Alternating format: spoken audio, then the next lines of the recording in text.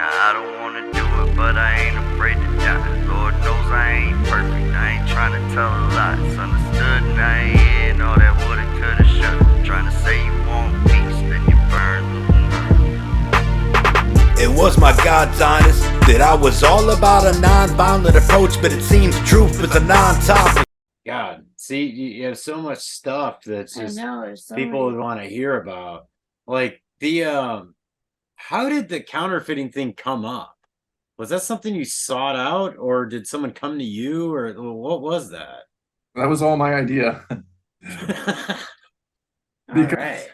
Because first, before I was arrested in 2004, you got to go back 18 months is when we started. 18 months before that is when me and my partner decided to do it, right? So it took about 18 months to put it all together, to print the money, to get busted, and then, and get busted. So, but prior to that, I had tried counterfeiting 2 or 3 different times, but not with a print shop. That was like the golden, that was like the pinnacle. I had done it the computer way with scanners and Mhm.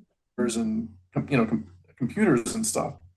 So each time I would, go, usually like I'd get a Best Buy card or something and go buy all this equipment on a credit card, and then I'd come home and try to use it, and then try to return the equipment.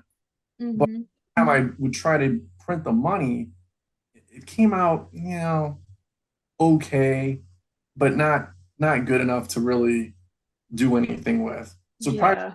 third time over a course of about 2 years, the third time I got better paper, and I think it was because I had a much better laser printer, and the money came out. I wouldn't say good because but by the standards at that time and with the equipment I was using, I thought it was pretty good. So we took it out in the town to try it out around town, and we went to a couple fast food places, and just ordered like a drink or a hamburger or something like that, just Mhm. if it would pass, unscrutinized. And it was about 50-50. A couple places didn't notice, and we got the change, actual real change, for like the fake Oh. or fake 10. But a couple places were like, what is this? And they're like, hey, calling the assistant manager. And that's when we were zoomed right out of there. Yeah, right? It's a serious thing. Did you okay, so the guy that you did this with, he was like what was he, like a city planner or something like that? Well, Some kind of he was a print shop guy. He owned his own print shop. He was a professional printer. He did all the business cards for everyone in the town. He was a zoning board commissioner, and he was on the Chamber of Commerce, and he was on some other filler. minor township official type of thing. So, but I know he was a zoning board commissioner at one time. He was a well-respected member of the community. He had, him and me were like night and day. I mean, like we hardly had anything in common other than the fact that we wanted to make a lot of money. You know what I mean? And So you didn't know him prior, really, to doing this? no. I did know him prior because I used to go to his print shop to do my flyers for all my rap shit. Oh, okay. So So that he comes always full would, circle. he'd always be asking me questions like, "Oh, you really wear an octopus on your head?" I'm like, "Yeah, man." And he's like, "Dude, that's crazy." And so, like after months of giving him business, and uh, we developed a pretty good rapport, and we actually hung out and had a couple drinks a couple times, and so he really liked the idea of easy money. I was like, "Hey, I got an idea. It's a big one. It's gonna take a while to pull this off, but if you do it right, we'll have more than a little bit of money to play with." And he's like, at first he was like, every print shop guy has thought of this. Trust me, every single one has thought of doing this because they have the equipment. But he's like, nobody gets away with that. Plus, how do you even get rid of the money? He's like, I wouldn't know what to do with it. He's like, that's where I come in. All right, I'll handle the money. Don't worry about that. You just make it, okay? And we kept talking about it and talking about it, talking about it. Finally, finally he came around and he's like, all right, let's do this. I was like, all right, let's do it. So from the time It's the paper that's hard to do, right? Like, isn't it more like a fabric than a paper? yeah, Something like that. yeah,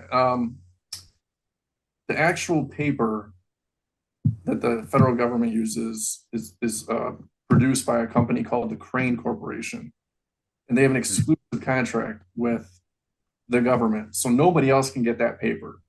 Okay, and it, like I think it's like 80% cotton, 20% linen is the makeup of their paper. So we can't get that, but we could get close to that. Like we might be able to get 75% cotton and 25% linen. So and commercial printers have access to some really good vendors for paper. So we ordered a bunch of samples and I tested them, and eventually we found one that came pretty close, pretty darn close. I mean, most people would not notice, especially if you put a little wear on it. I'm guessing, Right, there's no way you'd be able to tell. Yeah, I was going to take the time to age some of the we never got to that stage.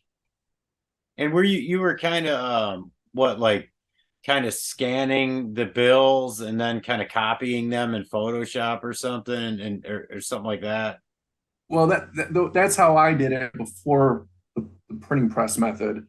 When I was practicing with the little computer systems, yeah, you scan them and then you manipulate them in Photoshop. But when you do it with a printing press, it's a totally different process. You don't need any of that stuff. What you need is a camera, a really, really good camera in a dark room. That's what you need at that point, at that stage when you're making money with printing presses. So we had to actually build a dark room. And then, like I said in a previous video, the camera, I'm pretty sure the camera cost like 15 grand. Damn. So you guys were invested in this literally and figuratively. Yeah. So you probably planned on doing a lot of this. You probably planned on many runs of, We only agreed, initially we only agreed to make 500,000.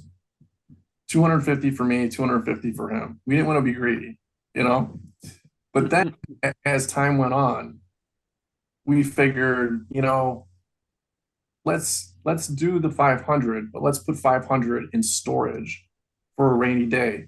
You know what I mean? Right. Let's just make it a cool mill, okay? Yeah. So, well, if you get locked up and then you've got half a mil stashed, you got a lawyer and you got money when you get out. Yeah. So it's that's the way you do it. Yeah, we were gonna knock a hole in his garage and then seal it up in the wall and then paint over it. That was the plan. That is some Marty Bird shit. That's some drug dealer shit. Like Mike O'Keefe was talking about, he was saying the officer he was talking about how the only guys that could get away with it were the guys using plates. Oh, back then, yeah. Which I don't really know much about. Well, this is one of those things I didn't learn about on purpose, because if I did, I would do it. Like, for sure. Like, there's no fucking doubt. Yeah, I mean, that's what we were using. I mean, we had printing presses, and you use printing plates.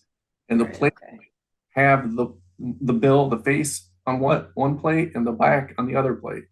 And those plates, once you have those plates, the plates themselves are worth millions of dollars to certain people. Oh wow, yeah. Because they can make millions of dollars. Because now they've got. Where did you get the plates? Did you make them? Rick made them. Oh wow, no shit. So the guy had some talent. Yeah, wow. Shame you guys got now we never planned on selling the plates though, because there's two reasons for that. One, we wanted to keep them just in case we ever to do it again. But two is you could get into a lot of trouble if you sell it to the wrong people. For example, let's say some Chinese dude wants to buy it. Okay. He tells you he's, just, he's into gambling and he wants to do it, for some criminal reasons. But it turns out he's a foreign agent or a spy or something, right? Well, now Wow. you just committed treason. Right. Oh Lord. It doesn't matter if they lied to you or not. You just sold Mhm. a plate for federal government, Federal Reserve notes on it. You're done. Right. The enemy. 30 years or at least. Wow. Yeah, you had mentioned before you did a lot of research as far as knowing what kind of time you could be facing, what the risks were. So you put some work into that end of it, it sounds like. Yeah, for the years prior to us actually doing it, through the course of me trying it on computers those 3 times, that was over a period of years. And I had even bought a book on from an underground publisher on counterfeiting, and it was a paperback. It was probably about that thick, and it told a lot. It didn't have a step-by-step process. It was a little vague on some things, but it filled in a lot of the blanks that I had, and it really got me to the next level. So after I read that book, I guess that's when I kind of went shopping for a partner. Yeah. It worked out nicely. Wow. You did before, well, I mean, it worked out, yeah. Previous Okay. to the getting caught part. But you didn't have any convictions or anything leading up to this. So that probably helped you when it came to sentencing Right. and all that. That's right. Because if I had any priors, I probably wouldn't have done it. Because then they look at, because at sentencing, they look at your past criminal record history, Yeah. and any type of history, it'll enhance your penalties. And Right. You'll be a habitual some judges will just be criminal. like, oh, he's a career, he's a habitual felon, so Yeah. but I had no criminal record at that point. So I felt pretty good and confident that if in the very small chance that I got caught because of that super optimism shit, I was like, if I get caught, I should be okay because I'm not going to get 20 years. That's for sure, and ultimately, neither one of us got convicted for counterfeiting. Huh. We Did got you get Yeah, what convicted? was your Conspiracy? Or- we were both convicted for conspiracy to defraud the United States. That was the Okay. official. And a conspiracy charge, Yeah. a federal conspiracy charge, is punishable by a maximum of 5 years. So that would have been the most we could have got. And like I said, Okay. 27 months. So about half of that. It's not that bad. Yeah, I mean, considering what It's the other possibility could not, be. not I that guess. any jail time is okay, but I'm No. just saying. It was my God's honest that I was all about a non-violent approach, but it seems truth is a non-topic.